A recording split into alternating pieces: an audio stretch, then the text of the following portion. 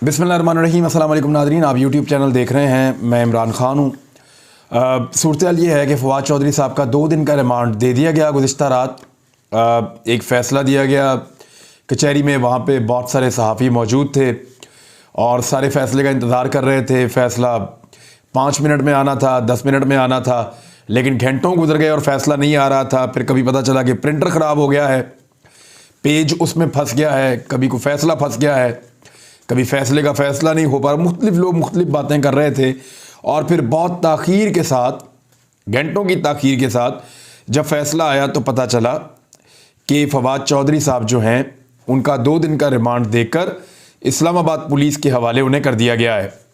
फ़वाद चौधरी साहब ने भी बयान दिया, इमरान खान साहब ने भी स्टेटमेंट दिया है इसी हवाले से, और कुछ अहम चीज़ें हैं मैं आपके साथ शेयर कर देता हूँ, लेकिन कुछ ऑब्जर्वेशंस हैं वो ज़रा आप देख लें। एक तो ये है कि फ़वाद चौधरी साहब को जैसे कचहरी में पेश किया गया, एक तो इस्लामाबाद हाई कोर्ट से, लाहौर हाई कोर्ट से बहुत सारी उम्मीदें वाबस्ता की गई थी लोगों की जानिब से, और ब्रेक से पहले एक केस काबिल समाअत था और ब्रेक के बाद फिर वो काबिल समाअत नहीं था।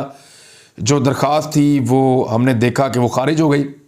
मैं ख़ुद इसी उम्मीद पे लाहौर हाई कोर्ट पहुँचा कि मैं देखता हूँ कि ये निज़ाम जो है, अदालती निज़ाम, ताकतवर लोगों के ख़िलाफ़ किस तरह से हरकत में आता है और किस तरीके से जो है वो आईजी को जवाब देना पड़ेगा अदालत के अंदर। लेकिन फिर मैंने देखा कि अदालत को आईजी ने मुतमईन कर लिया और अदालत मुतमईन हो गई और फिर केस जो है वो खारिज भी हो गया।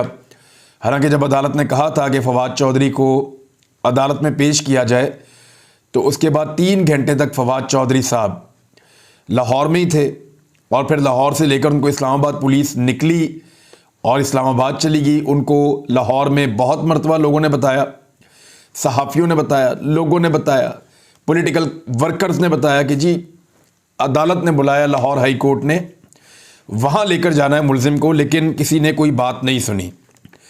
और इस चीज़ पे हमें ऐसा लगता था कि अदालत तौहीन अदालत लगा देगी, हमें ऐसा लगता था कि अदालत इस बात को माइंड करेगी, लेकिन फिर अदालत मुतमईन होगी क्योंकि आईजी साहब ने जाकर वहाँ पे बताया कि उनके मोबाइल के सिग्नल्स नहीं आ रहे थे। इसकी वजह से आईजी साहब जो हैं वो, उनको पता नहीं चला और वो पेश नहीं कर पाए फ़वाद चौधरी साहब को। तो वो अब पंजाब में नहीं है, ना वो लाहौर पुलिस की कस्टडी में है, ना वो पंजाब पुलिस की कस्टडी में है। आईजी इस्लामाबाद फिर आई ही नहीं और ये केस जो है वो खारिज हो गया और मामला ख़त्म हो गया लाहौर हाई कोर्ट की हद तक। फ़वाद चौधरी साहब को जो कचहरी में पेश किया गया इस्लामाबाद में, उसके मनाज़िर जब हमने देखे तो बड़ा अजीब लगा। हमने कुलभूषण यादव को देखा और उसका इंटरव्यू भी सुना, फिर हमने अभिनंदन को देखा और उसने कहा कि मेरे साथ बड़ा अच्छा सलूक रखा गया पाकिस्तान के अंदर, मैं पाकिस्तान की कैद में हूँ। हालांकि वो शख्स था जो पाकिस्तान की सरजमीन पे एक जंगी तैयारा लेकर हमला करने आया था, लेकिन हमने उसके साथ, पाकिस्तान की रियासत ने हुस्न सलूक उसके साथ किया था। फिर हमने बहुत सारे और लोगों को देखा जो पाकिस्तान के दुश्मन हैं, लेकिन उनके मुंह से हमने तारीफ सुनी लॉ इन्फोर्समेंट की। लेकिन यहाँ जो पॉलिटिकल वर्कर्स के साथ रवैया रखा जा रहा है, फ़वाद चौधरी के सर के ऊपर जिस तरह कपड़ा डाला गया, ऐसा लग रहा था कि पाकिस्तान का कोई दुश्मन मुल्क का एजेंट पकड़ा गया है, कोई दहशतगर्द पकड़ा गया है जिसको पकड़कर अदालत में ला रहे हैं। आपने कभी पाकिस्तान को लूटने वाले किसी सियासतदान के सर पे ऐसे कपड़ा पड़ा हुआ देखा है?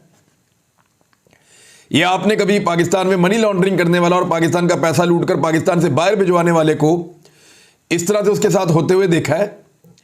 आपने किसी भी ऐसे सियासतदान को जिसका ताल्लुक पीडीएम के साथ है, उनके साथ ये वाला रवैया होता हुआ देखा है कि उनके ऊपर कपड़े डाल दिए जाए और उनको जो है वो इस तरह घसीटा जाए? अब अस्पताल के अंदर जो है जहां फ़वाद चौधरी को लेकर जाया गया था, वहां पे कारकुनों के ऊपर तशद्दुद किया गया है, टॉर्चर किया गया कारकुनों को, उनको मारा गया है, पुलिस ने मुक्कों के साथ मारा है। तो एक अजीब सी फाशिस्ट किस्म का एटीट्यूड है। और इस्लामाबाद पुलिस जो है वो भी लगता है चिड़चिड़ी हो गई है ये सारी चीज़ें देख देख कर। अब लोग वहाँ पे एहतजाज करते हैं, ऊपर से गवर्नमेंट की तरफ से उनके ऊपर सख्ती आई हुई होती है। वो बेचारे पुलिस वाले भी क्या करें, उन्होंने अपना काम करना है, उनके ऊपर से सख्ती, लगातार दबाव उनके ऊपर आ रहा है। उनके अफसरान उनको बार बार बोल रहे हैं। अफसरान को आपको पता है जहाँ से टेलीफोन आ जाते हैं, उनको बेचारों को अपनी नौकरी की पड़ जाती है। तो इस तरह जो एक फाशिस्ट किस्म का एटीट्यूड है वो नीचे तक जा रहा है। फवाद चौधरी को जिस तरह लाया गया उसके ऊपर बड़ी तनकीद की गई, लेकिन फवाद चौधरी साहब खुद जिस तरह आए उसके ऊपर बड़ी तारीफ की गई। यानी वो डटे हुए नजर आए, हथकड़ियों के बावजूद वो हिम्मत हारे हुए नहीं थे और उन्होंने अपने केस के अंदर बड़े खुल के वहां पे ना सिर्फ बात की बल्कि अदालत के अंदर मुकालमा भी किया। फवाद चौधरी ने कहा कि मेरी बातें गलत कोट की गई हैं, मुझ पर मुकदमा बनता ही नहीं। और फवाद चौधरी ने अदालत में बयान देते हुए कहा कि मुकदमे में बगावत की दफा भी लगाई गई है, मेरे खिलाफ तो मुकदमा बनता ही नहीं है, ऐसे तो जमहूरियत खत्म हो जाएगी, कोई तनकीद नहीं कर पाएगा।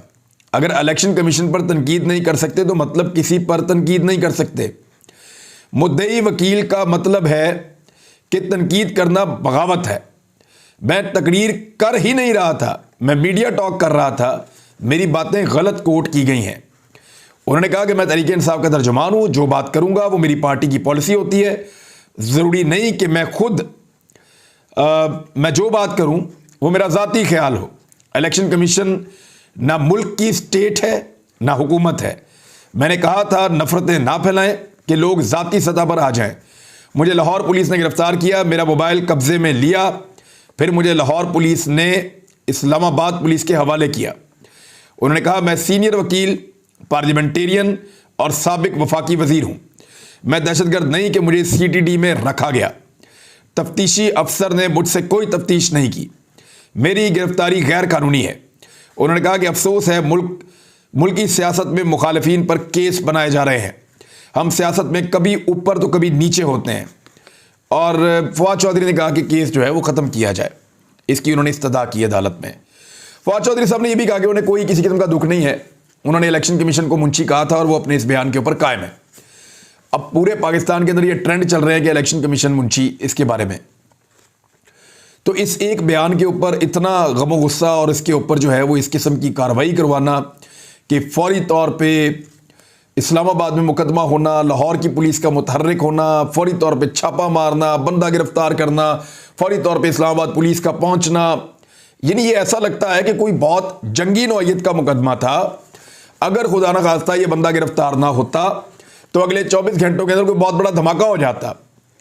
इस पे जो है वो शाहिद खाकान अब्बासी साहब ने भी मुखालफत की है। उन्होंने कहा ऐसे गिरफ्तार नहीं करना चाहिए था।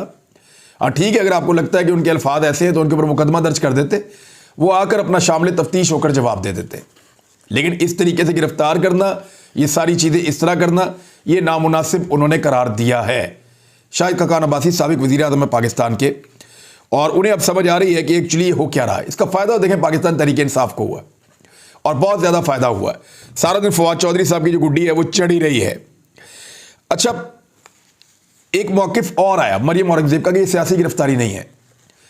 सारा दिन जब से फवाद चौधरी साहब गिरफ्तार हुए PMLN के लोगों ने इस पर सियासत की, अता तारड़ ने, आबिद शेरली ने, बाकी लोगों ने, सब ने इसके ऊपर सियासत की, सियासी बयानात दिए, बल्कि वो अपनी जो गिरफ्तारी की वीडियोज़ हैं वो निकाल कर ला रहे थे। देखिए, नवाज शरीफ गिरफ्तार इसलिए नहीं हुए थे कि उन्हें आज़ादी इजहार राय का मसला था। नवाज शरीफ की गिरफ्तारी इसलिए थी कि उनके पास कुछ जायदादें और कुछ चीज़ें ऐसी हैं जिनका हिसाब वो नहीं दे पा रहे थे और उन्होंने गलत बयानी भी की थी। और मियां नवाज शरीफ साहब ये नहीं बता पा रहे थे कि अरबों रुपए की जायदादें उनके खानदान ने कैसे बनाई, इसका मनी ट्रेल क्या है। बतौर वजीर आजम उन्होंने मालूमात को छुपाया भी था। तो 2 केसेस के अंदर उनको सजा हुई थी, 10 साल की और 7 साल की। वो करप्शन के मामला थे जिनमें नवाज शरीफ को सजा हुई थी। शहबाज शरीफ साहब और हमजा शहबाज जब पकड़े गए थे तो वो केस ये था कि उनके घर के और फैक्ट्रियों के मुलाजमीन के अकाउंटों से अरबों रुपए निकल आए थे। 16 अरब रुपए की मनी लॉन्ड्रिंग थी। वो पैसा कहां से आया, कौन लाया, कैसे आया, इसका कोई जवाब ही नहीं था उनके पास, इसलिए पकड़े गए थे। तो जो लोग करप्शन के केसेस में पकड़े जाते हैं उनका मामला कुछ और होता है, और जिनको आज़ादी इजहार राय पे पकड़ा जाता है पूरी दुनिया में उनका मामला कुछ और होता है। दुनिया के कोई भी मुहसिब मुल्क है, वहां पे जब कोई बंदा करप्शन पे पकड़ा जाता है तो वो अपनी वीडियोस छुपाता है, अपना मुंह भी छुपाता है, छुप छुप के रहता है। लेकिन जब कोई आज़ादी इजहार राय की वजह से पकड़ा जाता है या जमहूरियत की आवाज़ के लिए पकड़ा जाता है या आईनी और कानूनी हक के लिए पकड़ा जाता है आवाज़ उठाता हुआ, तो वो दंदना के सामने आकर खड़ा होता है। हमारे यहाँ पे सिस्टम ही उल्टा है। वो जो बंदा इलेक्शन मांग रहा है, इलेक्शन कमीशन के ऊपर तनकीद कर रहा है, गैर कानूनी और गैर आईनी चीज़ों को रोकना चाहता है और आईनी हक मांग रहा है, उसको जो है सर के ऊपर कपड़ा डाल के लाया जाता है और वो जो लोग जिन्होंने करप्शन की है, जो बेईमानी करते रहे हैं, जो मुल्क को लूटते रहे हैं, जब वो अदालतों में पेश होते हैं तो वो फुल मेकअप करके पेश होते हैं। उनको पहले तैयार होने के लिए 1 से 2 घंटे दिए जाते हैं कि आप नए कपड़े पहन लीजिए, तैयार हो जाइए, मेकअप कर लीजिए, आपका अदालत जाने का टाइम आ गया है। यानी मैंने हमजा शहबाज को अदालत जाते हुए देखा तो उंगली के इशारे से पुलिस वालों को इधर और इधर कर देता था। मैंने खुद देखा अपनी आंखों से। हमजा शहबाज ऐसे करके इशारा करता था, पुलिस वाले डर के सहम के पीछे हो जाते थे। और यहां पे पुलिस वाले लोगों को मार रहे हैं, पकड़ रहे हैं। तो इस बात को समझिए कि वो जो एक खबर आई थी कि जनरल कमर जावेद बाजवा की हमायत शरीफ खानदान के साथ थी और उन्होंने ही सलमान शहबाज को पाकिस्तान से बाहर निकाला था, तो फिर आप समझ जाइए कि क्यों शरीफ खानदान गिरफ्तारियों में भी इतना इंजॉय करता था। यानी नवाज शरीफ साहब जब गिरफ्तार थे तो एक वर्ल्ड रिकॉर्ड है मियां साहब के पास, Guinness book of world record में लिखा जाना चाहिए कि उन्होंने रोजाना के हिसाब से लगभग 10 मुलाकातें की हैं। यानी दुनिया की तारीख के अंदर किसी कैदी को इतनी ज्यादा मुलाकातों की इजाजत नहीं दी जाती जितनी मुलाकातें नवाज शरीफ साहब ने की हैं। मौजा ही मौजा। शहबाज शरीफ, इनके वो कमरे देखे जहां पे ये लोग गिरफ्तार थे, टेबल, कुर्सी, बेड, टीवी, अखबार, किताब, हर चीज की सहूलत इन लोगों को मिलती थी। मोबाइल टेलीफोन्स जिनके साथ ये टेलीफोनिक राब्तों में रहते थे अपने घर वालों से, और जब इनसे कहा जाता था मोबाइल वापस करो तो धमकियां भी देते थे। तो ऐसी गिरफ्तारियों में और ये जो अब गिरफ्तारी हुई इसमें बहुत फर्क है। फर्क ये है कि उस दौर की एस्टेब्लिशमेंट गिरफ्तार होने वालों को सपोर्ट कर रही थी, उन्हें अच्छा माहौल फराहम कर रही थी, उनको तकलीफों से बचा रही थी। और इस वक्त की एस्टेब्लिशमेंट गिरफ्तारियों के लिए दबाव डाल रही है और बंदों को निशाने इबरत बनाना चाहती है। निहाल हाशमी की लोग मिसाल दे रहे थे, निहाल हाशमी के बाकायदा ट्रायल हुआ था, केस चला था, उसके बाद गिरफ्तारी हुई थी और सारा मामला हुआ था। ये जो मामला है इसके अंदर रातों रात बंदे को उठाकर गिरफ्तार किया गया है। जमीन आसमान का फर्क है इन दोनों मामलात में। अब एक और चीज है कि फवाद चौधरी साहब ने कहा कि मेरी पार्टी में जो भी बोलता है गिरफ्तार कर लिया जाता है। शहबाज गिल, आदम सवाती और मुझे गिरफ्तार किया गया है। ये लोग इमरान खान को तनहा करना चाहते हैं। ये अहमक तरीन लोग हैं। पाकिस्तान को इकट्ठा करने की जरूरत है। मुंशी वाले अपने बयान पर कायम हूं। अगर मुझे तफ्तीशी ने गिरफ्तार किया तो बताए मेरे घर के गेट का रंग क्या है। तो फवाद चौधरी साहब काफी तगड़े पड़े हैं इनको और बहुत सारे सवालात उन्होंने उठाए हैं। इमरान खान साहब ने कहा कौम से खिताब करते हुए कि जंगल के कानून को मुआशरे में बनाना रिपब्लिक कहा जाता है। जिन ममालिक में कानून की बालादस्ती वो खुशहाल है। अल्लाह पर ईमान है, जिंदगी और मौत का एक वक्त मुकर्रर है। मुझे जेल से कोई फिक्र नहीं है, सबको कहता हूं जेल से नहीं डरना। कितने लोगों को जेलों में डालेंगे, डाल दें। पाकिस्तानी अगर आज खड़े ना हुए तो आगे अंधेरा है।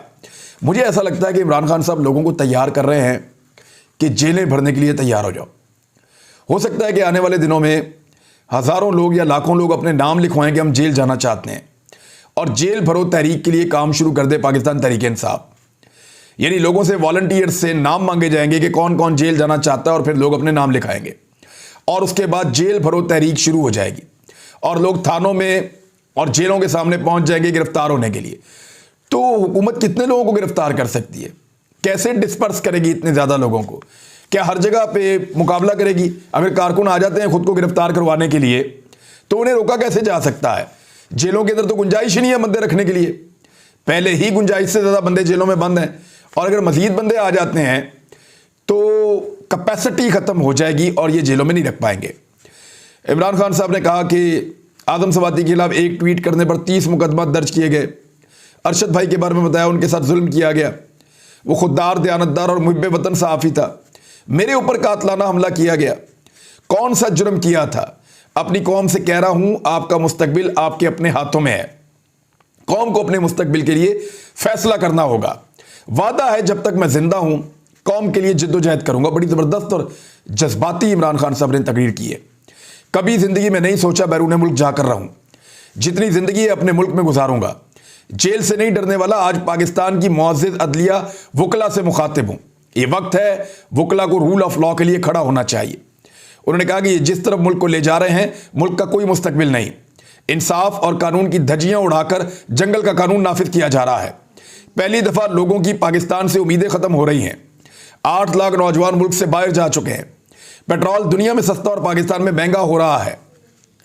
ऐसी कौन सी क़यामत आई थी, हर चीज़ की कीमत दुगनी हो चुकी है, पाकिस्तान में गुर्बत बढ़ती जा रही है। फिर उन्होंने इकॉनमी के बहुत सारे मसाइल इमरान खान साहब ने बताए और फिर उन्होंने कहा कि मुल्क के ताकतवर डाकुओं ने अपने 1100 अरब के केसेस माफ़ करा लिए हैं। मौजूदा सेटअप पाकिस्तान को तबाही की तरफ लेकर जा रहा है। अल्लाह ने मुझे हर नेमत से नवाजा है, सब कुछ दिया है। उन्होंने साजिश के जरिए मुझे बाहर निकाला तो लाखों लोग मेरे लिए सड़कों पर निकले। किसी भी वजीर आज़म को ऐसी इज्जत नहीं मिली। इमरान खान साहब ने कहा लोगों को खड़े हो जाओ अपने हक के लिए, क्योंकि मैं आपके हक के लिए खड़ा रहूंगा। और उन्होंने वादा किया कि ना मैं भागूंगा, ना झुकूंगा, ना डरूंगा और खड़ा रहूंगा। और नाज़रीन, एक छोटी सी खबर है, वो खबर ये है कि सेक्रेटरी इलेक्शन कमीशन ने गवर्नर पंजाब और गवर्नर खैबर पख्तूनख्वा को मुरासले लिख दिए हैं, यानी खतूत लिख दिए हैं कि वो इंतखाबात की तारीख दें, और वो अप्रैल की ही तारीखें हैं जिनके अंदर इंतखाबात मांगे गए हैं। नाज़रीन, अब तक के लिए इतना ही। अपना ख्याल रखिएगा, अपने इस चैनल का भी। अल्लाह हाफ़िज़।